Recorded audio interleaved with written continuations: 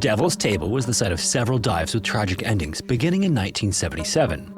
On May 7th that year, divers Wolfgang and Eberhard, both 27 years old, left their hometown early in the morning heading for Walhausen.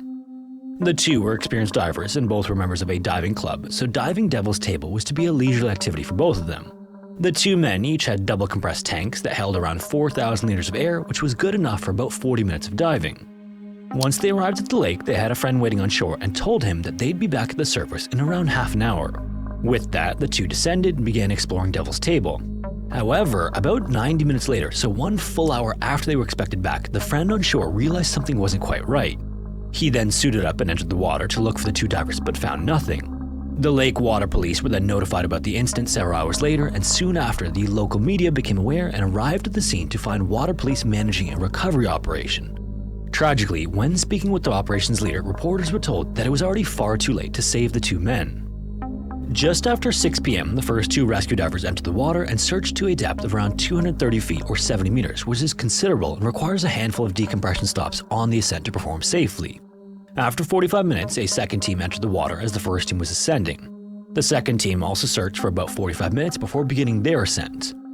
A third team then entered the water, which was made up of several divers from this first attempt.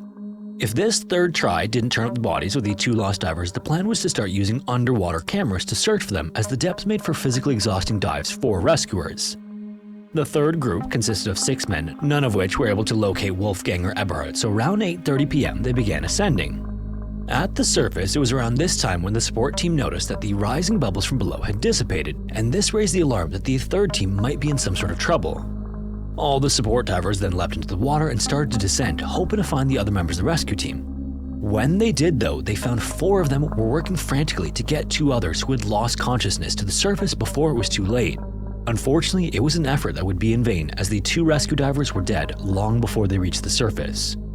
During an autopsy on the 2 rescue divers, it was determined that they were actually suffering from decompression sickness.